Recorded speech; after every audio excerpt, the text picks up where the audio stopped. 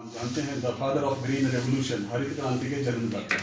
उनकी research foundation जो चेन्नई में है वो एक हमारे पार्टनर है। दूसरा SJVN को आप जानते हैं जो हिमाचल में है, जिसकी देख रेख सारे हमारे माननीय नंदलाल जी देख रहे हैं, उनका पूरा सहयोग है। तीसरा डिपार्टमेंट ऑफ इंडस्ट्री जो उद्योग विभाग है हिमाचल प्रदेश सरकार का, वो एक इंडिया मिलेट्स करके ऑर्गेनाइजेशन है। इस तरह से हमारे साथ कई संस्थाएं जुड़ के इस सम्मेलन को आयोजित कर रही हैं। अब ये जो सम्मेलन है ये 2 और 3 अगस्त को 2 दिन का प्रोग्राम है, और इस कॉन्फ्रेंस को, इस सम्मेलन का जो उद्घाटन कर रहे हैं वो Shri Harshvardhan Chauhan, honourable minister of industries, parliamentary affairs and AYUSH, वो इसका उद्घाटन कर रहे हैं। साथ में विशिष्ट अतिथि रहेंगे हमारे माननीय विधायक बोरिस कंस्टिट्यूंसी के श्री सुरेश कुमार जी, और अन्य गणमान्य लोग जो शिक्षाविद हैं, साइंटिस्ट लोग हैं, हमारे रेगुलेटरी कमीशन से के चेयरमैन हैं, ये लोग इसमें गेस्ट ऑफ ऑनर रहेंगे।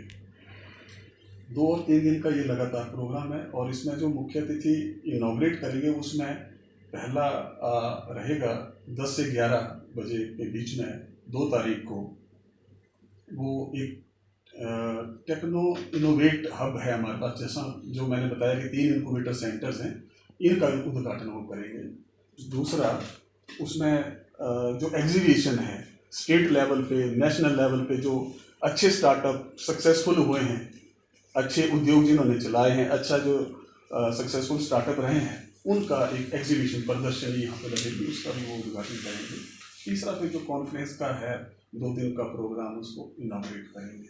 वो यहाँ पे हमारे विश्वविद्यालय इस कार्य के लिए 1 तारीख को, 1 दिन पहले ही यहाँ आएंगे, हमीरपुर में सर्किट हाउस में ठहरेंगे।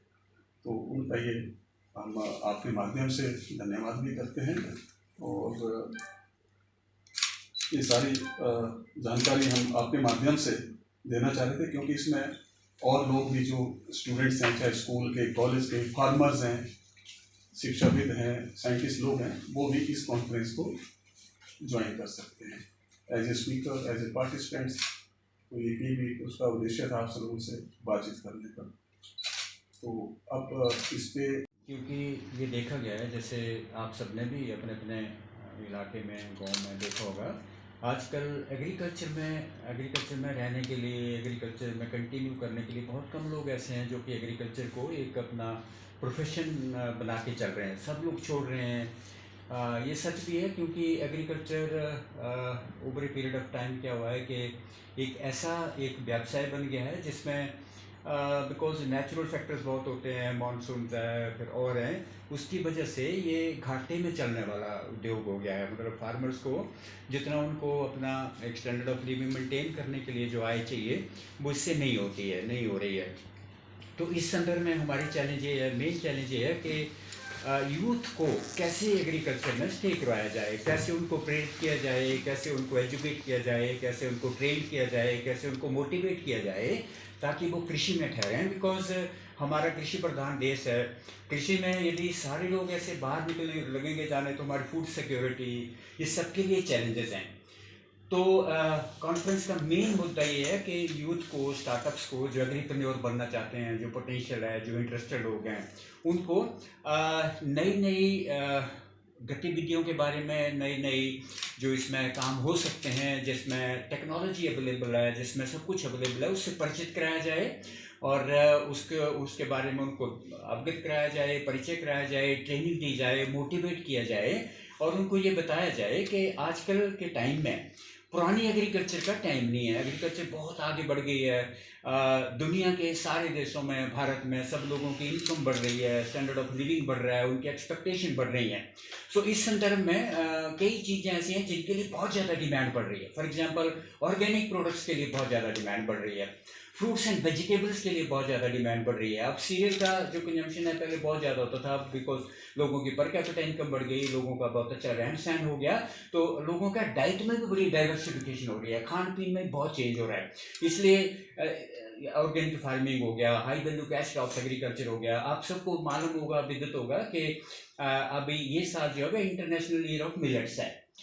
हम लोगों ने पुरानी एग्रीकल्चर सारे, मतलब जैसे मैंने तो सारे साइकिल देखे हैं। अब जैसे हमारे टाइम में मंडल, सौंग, सब कुछ ये देसी फसलें होती थी। आस्ता आस्ता ये क्या हुआ, उस टाइम ज़रूरत भी थी, डिसअपियर हो गई उस टाइम ये ज़रूरत कि 1960 के दशक में हमारे यहाँ हमारे को भुखमरी थी।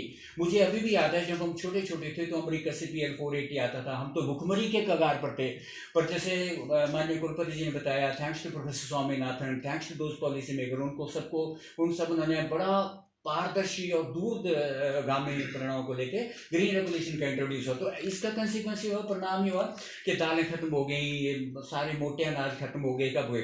अब क्या हुआ, खाद प्रयोग बढ़ गया तो रोग बढ़ गए। तो अब ये रियलाइज़ किया गया, ये अनुभव किया गया कि इन मिलेट्स का बहुत ज़रूरी है, हमारी डाइवर्सिटी डाइट में रोल बहुत ज़रूरी है, हमें पर्याप्त न्यूट्रिएंट्स मिलें, अच्छी डाइट मिले, तो इनका बहुत महत्व है। तो इसको देखते हुए हमारे प्रधानमंत्री जी ने इनिशिएटिव लिया, इंटरनेशनल यूएन ने एक्सेप्ट किया, international year of millets declare हुआ।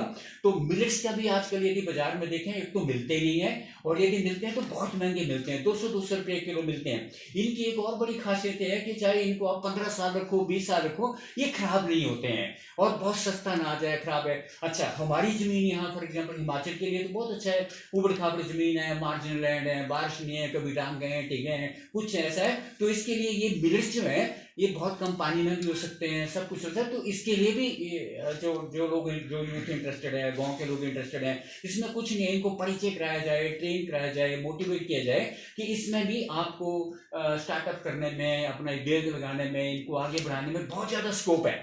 वेस्टर्न कंट्रीज की तरफ से भी, इंडिया की तरफ से भी अब लोगों का रुझान, जैसे लोगों ने सब कुछ देख लिया, अब लोगों का रुझान ऑर्गेनिक प्रोडक्ट्स की तरफ भी हुआ, जैसे मैंने बताया फ्रूट्स एंड वेजिटेबल की तरफ भी हुआ, और मिलेट्स की तरफ बहुत ज़्यादा लोग आगे बढ़ रहे हैं। तो हमारा पहला थीम है ऑर्गेनिक फार्मिंग, ताकि हम इसके बारे में पूरे भारत से हमने कोशिश की है कि जो विद्वान हैं, जो साइंटिस्ट हैं, वो हमारे यहाँ आए और हमारे फार्मर्स को, जो हमारी गांव से औरतें आ रही हैं, फीमेल फार्मर्स आ रहे हैं, वो आए, उनको अवगत कराएं कि आप क्या क्या स्कोप है, कैसे कैसे आप क्या क्या कहाँ से आपको इन्फॉर्मेशन मिल सकती है, कैसे आप ये सब कुछ अच्छे से कर सकते हैं और पैसा कमा सकते हैं। आप इतना पैसा कमा सकते हैं इन सारे fruits, high value cash crops को करके, फ्रूट्स एंड वेजिटेबल्स को करके, मिलेट्स को ग्रो करके, ऑर्गेनिक फार्मिंग को ग्रो करके, आप कैसे ये सारा एग्रीप्रेन्योर्स बन सकते हैं, स्टार्टअप शुरू कर सकते हैं, और अपना तो अपने इलाके का तो भला करेंगे ही, यू विल बिकम, आप रोजगार देने वाले बन जाएंगे। और ये ऐसी एक खेती बाड़ी में है, एग्रीकल्चर में है, जो एग्रीकल्चर में रह के गाँव की सेवा करके, रूरल एरियाज को अपलिफ्ट करके, जो हमारे मार्जिनलाइज छोटे छोटे किसान हैं उनको एक अपॉर्चुनिटी देके आप ना अपने इलाके के लिए, ना अपने राज्य के लिए, बल्कि पूरे देश के लिए महत्वपूर्ण योगदान दे सकते हैं। उसके अनुसार फिर हमने ये भी कोशिश की है कि ऐसे लोगों को बुलाया जाए, फार्मर्स को बुलाया जाए। फॉर एग्जांपल, उदाहरण के लिए घुमारवी वाले हैं, वो हमारे लोकल के फार्मर बहुत सक्सेसफुल एंटरप्रेन्योर्स रहे हैं। उन्होंने अपने, हरमन जी ने देखो अपने आप एक साइंटिस्ट ना होते हुए भी इतना अच्छे एप्पल की वैरायटी डेवलप कर दी, ऐसे बहुत सक्सेस स्टोरीज हैं। तो ऐसे लोगों को भी साथ लाया जाए, क्योंकि बोलते हैं ना, भाषणों से बहुत कम लोग विश्वास करते हैं, बोलते सिंग इज बिलीविंग। जो तब यज्ञ राम जी हैं जिनको भी पद्मश्री मिला, हमने कोशिश की है कि ऐसे सारे जो हमारे उद्यमी हैं, सक्सेसफुल फार्मर्स हैं, ये जो सारे ऐसे लोग हैं, उनको एक प्लेटफॉर्म प्रोवाइड किया जाए, एक मंच दिया जाए।